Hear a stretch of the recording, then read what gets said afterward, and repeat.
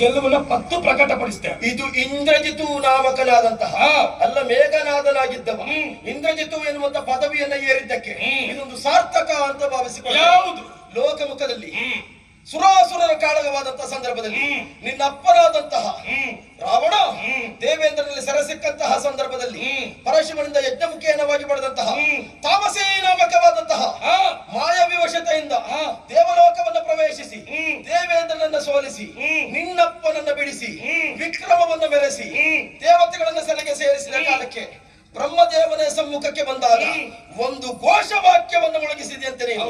ಸ್ವರ್ಮೋಹಿ ತಪಸಾದೇವೋ ಋಣಾತ್ಯಂ ಅಮರಂ ತುಮ. ಯಾಕೆ ಕೇಳಿದ್ರೆ ಲೋಕದಲ್ಲಿದ್ದಂತ ಪ್ರತಿಯೊಬ್ಬ ವ್ಯಕ್ತಿಯು ಅಮರತ್ವವನ್ನು ಪಡೆಯಬೇಕು ಅಂತಾದ್ರೆ ತಪಸ್ಸಿನ ಮೂಲಕವೇ ಪಡೆಯಬೇಕು. ವಿಕ್ರಮೇಣ ಮಯ ವೇದಮರತ್ನ ಎನ್ನುವುದಾಗಿ ನಾನು ವಿಕ್ರಮದಿಂದ ನಿನಗೆ ಆದೇಶವನ್ನು ಮಾಡ್ತೇನೆ, ಆಜ್ಞೆಯನ್ನು ಹುಡುತ್ತೇನೆ, ಅಮರತ್ವವನ್ನು ಕೊಡುವಂತ ಕೇಳಿದವ. ಅಷ್ಟು ಯೋಗ್ಯತಾ ಸಂಪನ್ನನಾದಂತಹ ನಿನ್ನ ಜಾತಿ ಈಗ ಸ್ವಲ್ಪ ಕಡಿಮೆ ಆದದ್ದು ಯಾಕೆ ಅಂತ ಗೊತ್ತಾಗುದಿಲ್ಲ. ಕಡಿಮೆ ಆಯ್ತು. ಅಲ್ಲದೆ ಇದ್ರೆ ಹೋರಾಟವನ್ನು ಮಾಡುವಂತ ಸಂದರ್ಭದಲ್ಲಿ ಮಾಯಕಾ ವಿದ್ಯೆಯನ್ನ ಅಲ್ಲ ಮಾಯವನ್ನ ಪ್ರವೇಶಿಸಿ ನೀನೀಗ ಬಾಣವನ್ನ ಪ್ರಯೋಗಿಸುವುದಕ್ಕೆ ಮುಂದಾಗ್ತಾ ಇದ್ದೀಯ. ಈಗ ಕಪಿಗಳನ್ನ ನೀನು ಗೆದ್ದಿದ್ದೀಯ ಎಂಬಲ್ಲಿಗೆ ಅದು ನಿನ್ನ ವಿಕ್ರಮ ವಿಶೇಷತೆ ಅಂತ ಹೇಳುವುದಕ್ಕೆ ಸಾಧ್ಯ ಇಲ್ಲ. ಕಪಿಗಳಿಗೆ ಮಾಯಕವನ್ನ ಗೆಲ್ಲುವಂತ ಶಕ್ತಿಯೇ ಇಲ್ಲ. ಅದು ಹೌದು ಅಂತಾದ್ರೆ ಮಾಯಾವಿ ನಾಮಕನಾದಂತಹ ವ್ಯಕ್ತಿಯಿಂದಲೇ ವಾಲಿ ಸುಗ್ರೀವರ ಕಾಳಗವೆನ್ನುವುದಾಗುವುದಕ್ಕೆ ಪ್ರಾರಂಭಿಸಿತು. ಕಪಿಗಳನ್ನ ಗೆದ್ದಲ್ಲಿಗೆ ಅದೊಂದು ವಿಶೇಷವಾದ ಶಕ್ತಿ ಅಂತ ಯೋಚಿಸುವುದಕ್ಕೆ ಸಾಧ್ಯ ಇಲ್ಲ.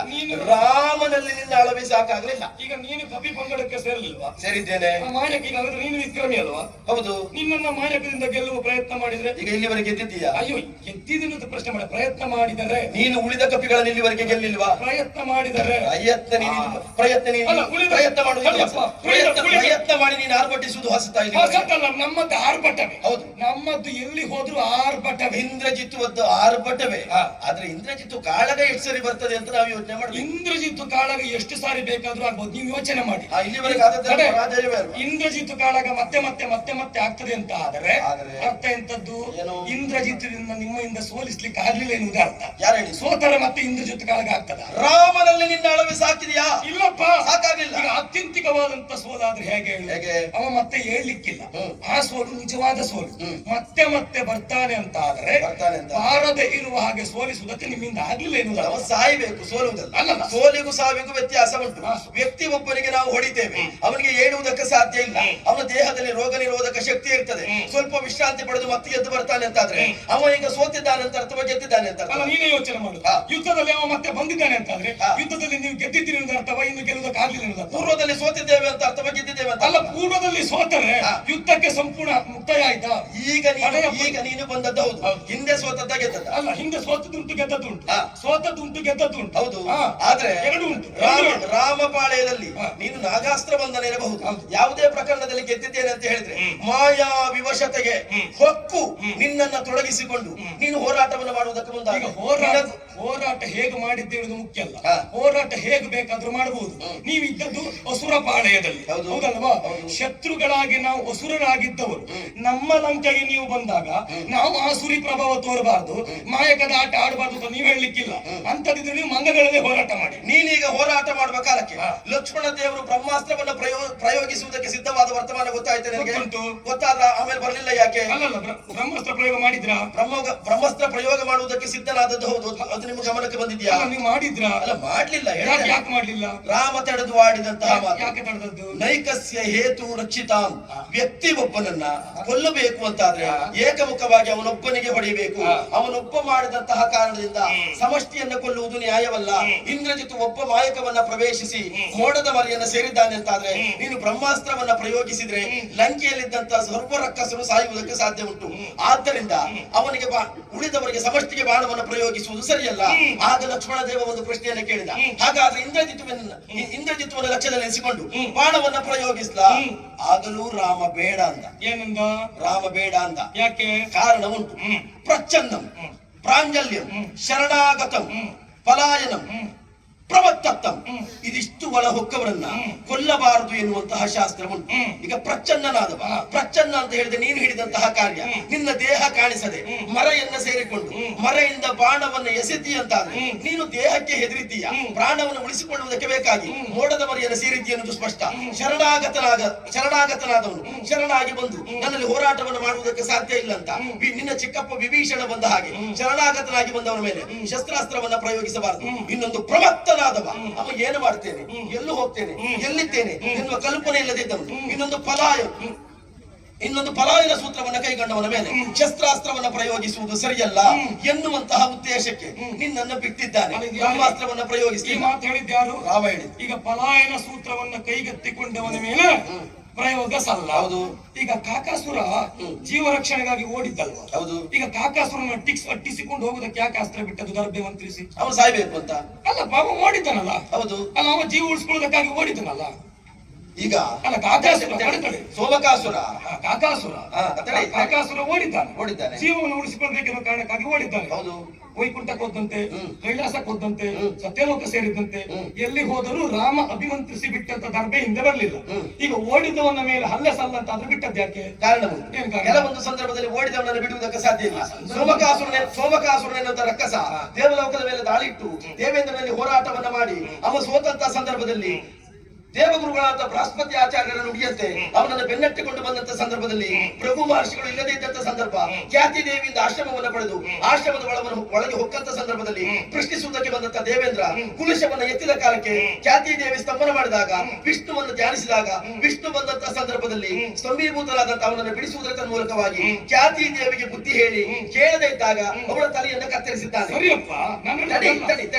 ಆಮೇಲೆ ಪ್ರಭು ಮಹರ್ಷಿಗಳು ಬಂದು ಶಾಪವನ್ನು ಕೊಡ್ತೇನೆ ಅಂತ ಹೇಳಿದಾಗ ಶಾಪವಿದನು ಶಿರದೊಳ ಅಂತ ತಾಪಸೋತ್ತಮ ನಿಮ್ಮ ಮಾತಿನಂತೆ ಪ್ರಥಮ ಅವತಾರವನ್ನ ಮತ್ಸ್ಯಾವತಾರವನ್ನ ಎತ್ತಿ ಅವನನ್ನು ಕೊಂದದ್ದು ಮಹಾವಿಷ್ಣು. ಹೌದಾ? ಹಾಗಾದ್ರೆ ಓಡಿ ಹೋಗಿದ್ದಾನೆ ಎನ್ನುವ ಕಾರಣಕ್ಕೆ ಅವನನ್ನು ಬಿಡುವುದಲ್ಲ. ಕೆಲವೊಂದು ಕೆಟ್ಟವರನ್ನ, ಕೆಲವೊಂದು ರಕ್ಕಸರನ್ನ, ಕೆಲವೊಂದು ಆತತಾಯಿಗಳನ್ನ ಒಂದು ಕಳೆಯಲೇಬೇಕು ಅಂತ ಕೊಂದಿದ್ದೇವೆ. ಶಾಬಾಷ್. ಇಂದ್ರಜಿತ್ ಒಳ್ಳೆವಂತ ನೀನೇ ಒಪ್ಕೊಂಡಿದ್ದ. ಕೆಲವೊಂದು ಕೆಟ್ಟವರನ್ನ, ಕೆಲವೊಂದು ರಕ್ಕಸರನ್ನ, ಕೆಲವೊಂದು ಆತತಾಯಿ ವರ್ಗದವರನ್ನ ಕೊಲ್ಲಬೇಕು ಅಂತ ಹೇಳಿದ್ದೆ. ಹಾಗಾದ್ರೆ ನಾ ಕೆಟ್ಟವಲ್ಲ ಅಂತ ಆಯ್ತಲ್ಲ, ನೀವು ಒಪ್ಪಿದ್ದಲ್ವಾ? ಅಲ್ಲ, ಕೆಟ್ಟ ಮಾಯಕದಲ್ಲಿದ್ದಾಗ ಕೊಲ್ಲಬಾರದು ಅಂತ. ಈಗ ನೀವು ಮೊದಲು ಹೇಳಿದ 4 ರೀತಿ ಹೇಳಿದೆ. ಹೌದು. ಈಗ ಬರೇ ಮಾಯಕವ ಅಲ್ಲ ಓಡಿದ್ದು ಅಂತ ಉಂಟ? ನೀ ನನ್ನನ್ನು ಮಾಯಕ ಅಂತ ತೀರ್ಮಾನ ಮಾಡಿದ್ದೆ, ಓಡಿದ್ದಂತ ತೀರ್ಮಾನ ಮಾಡಿದ್ದೆ. ಮಾಯಕ ಅಂತ ತೀರ್ಮಾನ ಮತ್ತೆ ಸೋತ ಅಂತ ಹೇಳಬೇಡ.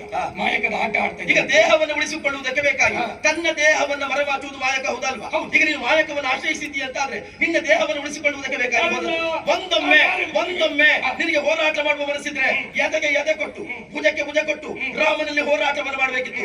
ಹೋರಾಟ ಮಾಡುವ ಕಾಲಕ್ಕೆ ಇಲ್ಲೇ ಇದ್ದಾನೆ ನಾನು ನೋಡ್ತಾ ಇದ್ದೇನೆ, ಅಲ್ಲಿ ಜಾಗ ಬಿಟ್ಟವ, ಇಲ್ಲಿ ಎಷ್ಟೊತ್ತಿಗೆ ನಾವು ಆಗಲ್ಲ. ಎಲ್ಲಿ ಯಾರ ಸಮೀಪ ಹೇಗೆ ಹೋರಾಟ ಮಾಡಬೇಕು ಹಾಗೆ ಹೋರಾಟ ಮಾಡುದು. ಮತ್ತೆ ಮಾಯಕ ಯಾಕೆ ಕೇಳು? ಆವತ್ತು ಮಾಯಾಜಿಂಕೆಯಿಂದ ಮಾಯಕದಾಟ ಪ್ರಾರಂಭ ಮಾಡಿದ್ದು ನಾವು. ಮಾಯಕದಾಟ ಅಲ್ಲಿಂದ ಇಲ್ಲಿಯವರೆಗೂ ಮಾಯೆಗೆ ಒಳಗಾಗುತ್ತ ಮೋಸ ಹೋದ ನೀವು ಇನ್ನೂ ಮಾಯಕಕ್ಕೆ ಬಲಿಯಾಗ್ತೀರೋ ನೋಡ್ಬೇಕೆನ್ನುವ ಕಾರಣಕ್ಕಾಗಿ ಮಾಯ ಪ್ರಕಟ ಮಾಡಿದ್ದೇವೆ. ಒಂದು ಹೇಗೆ ಗೊತ್ತಾ? ಒಂದು ಮತ್ತೊಬ್ಬರು ಮಾಯಕಕ್ಕೆ ಬಲಿಯಾದ್ರು ಎನ್ನುವುದಕ್ಕಿಂತ ಒಮ್ಮೊಮ್ಮೆ ಮಾಯಾ ಈ ಪ್ರಪಂಚವನ್ನು ಆವರಿಸಿ ನಿಂತದ್ದು ಮಾಯೆಯೇ. ಆ ಮಾಯೆಗೆ ನಾವು ಒಂದೊಂದು ಸಾರಿ ಗೌರವವನ್ನ ಕೊಡ್ಲೇಬೇಕಾಗ್ತದೆ. ಹಾಗಾಗಿ ಸಂದರ್ಭದಲ್ಲಿ ಮಾಯೆಗೂ ಗೌರವವನ್ನು ಕೊಟ್ಟು ನಾವು ಅದರ ಒಳಗಿದ್ದೇವೆ ಅಂತ ಹೆಚ್ಚಿನವರು ಭಾವಿಸಿರ್ತಾರೆ. ನಾವು ಒಳಗಿದ್ದರು ಯಾಕೆ ಒಳಗಿದ್ದೇವೆ, ಯಾಕೆ ಒಳವನ್ನು ಸೇರಿಕೊಂಡಿದ್ದೇವೆ ಎನ್ನುವ ಕಲ್ಪನೆ ಉಳಿದವರಿಗೆ ಗೊತ್ತಾಗುವುದಕ್ಕೆ ಸಾಧ್ಯ ಇಲ್ಲ. ಹಾಗಂತ ರಾಮ ಅಲ್ಲಿಂದ ಇಲ್ಲಿಯವರೆಗೂ ಪಲಾಯನ ಸೂತ್ರವನ್ನ ಎಲ್ಲೂ ಕೈಗೊಂಡದ್ದಿಲ್ಲ.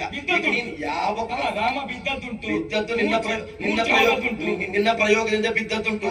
ರಾಮನು ಬಿದ್ದಿದ್ದಾನೆ, ಲಕ್ಷ್ಮಣನು ಬಿದ್ದಿದ್ದಾನೆ. ನಾವು ಪ್ರಯೋಗ ಮಾಡಿ ಅವರನ್ನ ಬೀಳಿಸಿದ್ದೇವೆ ಅಂತ ಆದ್ರೆ ನಮ್ಮ ವಿಕ್ರಮನು ಒಪ್ಪಬೇಕು ನೀನು. ಸರಿ, ಈಗ ಇದಕ್ಕೂ ಮೊದಲು ನೀನೊಂದು ಮಾತಾಡಿದ್ದೀಯ. ಈಗ ಒಬ್ಬರನ್ನ ಸೋಲಿಸುವುದು ಅಂತ ಹೇಳಿದ್ರೆ ಮತ್ತೆ ಹೇಳದೇ ಇದ್ದಾಗೆ ಹೊಡಿಬೇಕು ಅಂತ. ಈಗ ಎದ್ದು ಬಂದಿದ್ದಾರೆ ಅಂತ ಆದ್ರೆ ಆತ್ಯಂತಿಕವಾಗಿ ನೀನು ಹೊಡಿಲಿಲ್ಲ ಅಂತ ನೀವು ಒಪ್ಕೊಳ್ತೀಯ. ಯಾವಾಗ ಎದ್ದು ಬಂದದ್ದ? ಅವನನ್ನ ಬದುಕಿಸಿದ್ದು ನೀವು ಹೇಗೆ? ನೀವು ಹೊಡೆದಾಗ ನನ್ನನ್ನ ಬದುಕಿಸುವುದಕ್ಕೆ ಯಾರು ಬರಲಿಲ್ಲ, ನಾನೇ ಎದ್ದು ಬಂದದ್ದು. ಈಗ ರಾಮ ಲಕ್ಷ್ಮಣರು ಸತ್ತರಂತ ನೀವು ಒತ್ತದ್ದೌದಾ? ಹೌದಾ? ಕಪಿಸೇನೆಯವರೆಲ್ಲರೂ ಒತ್ತದ್ದೌದಾ? ಎಲ್ಲರೂ ಅಲ್ಲ, ಎಚ್ಚರ ಇದ್ದವರು ನಾವು ಸ್ವಲ್ಪ ಜನ ಮಾತ್ರ, ನಾನು ಜಾಂಬವಾದಿಗಳು ಮಾತ್ರ. ಕಪಿಗಳೆಲ್ಲ ನಿನ್ನ ನಿನ್ನ ಅಸ್ತ್ರಕ್ಕೆ ಬಂಧನಕ್ಕೆ ಒಳಗಾಗಿ ಬಿದ್ದಿದ್ದಾನೆ. ಹಾಗಾದ್ರೆ ಈಗ ಒಪ್ಕೊಂಡ್ಯಾ? ಏನಂತ? ಎಲ್ಲರನ್ನೂ ನಾನು ಸಂಹಾರ ಮಾಡಿದ್ದೇನೆ ಅಂತ. ಸಂಹಾರ ಮಾಡಿದ್ರೆ ಎದ್ದು ಬರುದು? ಎಲ್ಲರ ಸಂಹಾರ ಮಾಡಿದ್ರೆ ಎದ್ದು ಬರುದು? ಎತ್ತಿ ಯಾರು ಬರ್ಲಿಲ್ಲ, ಎತ್ತಿ ಯಾರು ಬರ್ಲಿಲ್ಲ. ನೀನು ಅದನ್ನ ಹೇಳಿದ್ರೆ ನಾನು ಒಪ್ಪುದಕ್ಕೂ ಸಾಧ್ಯ ಇಲ್ಲ. ಸಿಕ್ಕ ಮಂಗಗಳನ್ನ ಕತ್ತರಿಸುತ್ತಾ ಮುಂದೆ ಬಂದಿದ್ದೇನೆ. ಸಿಕ್ಕವರನ್ನು ಮತ್ತೆ ಬಿಡ್ಲಿಲ್ಲ, ಕೊಲ್ಲುತ್ತಾ ಮುಂದೆ ಹೋಗ್ತೇನೆ. ಆವತ್ತು ನಾಗಪಾಶದಿಂದ ಬಂಧಿಸಿದಾಗ ಏಳಬೇಕು ಅಂತ ಆದರೆ ಒಂದು ಪಕ್ಷಿ ಬರಬೇಕಂತಾಯಿತು. ಆ ಪಕ್ಷಿ ಬಂದದ್ದರಿಂದ ನಾಗಪಾಶ ವಿಮೋಚನೆ ಆಯ್ತು. ಆಮೇಲೆ ರಾಮ ಲಕ್ಷ್ಮಣನೇ ಎದ್ದದ್ದು. ಮತ್ತೆ ನೀವು ಯುದ್ಧಕ್ಕೆ ಬಂದದ್ದು ನೆನಪಿರಲಿ. ಪಕ್ಷಿಗಳು ದೇವತೆಗಳ ಪಕ್ಷದಿಂದಲೇ ಬಂದದ್ದು. ಅಂದ್ರೆ ನಿನಗೂ ದೇವತೆಗಳ ವರ ಇಲ್ಲ. ನೀನೀಗ ವಿಜೃಂಭಿಸುವುದು ದೇವತೆಗಳ ವರದಿಂದ ವರದಿಂದ. ಹೌದು ಅಲ್ವಾ? ಹಾಗಾದ್ರೆ ರಾಮನೆಂಬಂತ ವ್ಯಕ್ತಿಗೆ ವರದ ರೂಪದಲ್ಲಿ ಪಕ್ಷಿ ಒಂದು ಬಂದಿದೆ ಅಂತ ನೀನು ತಿಳಿದುಕೊಳ್ಳಬೇಕಾದ ಇದುವರೆಗೆ ಮಾಯಕದಿಂದ ಗೆದ್ದಂತ ನಿನ್ನ ಜಾತಿಯನ್ನ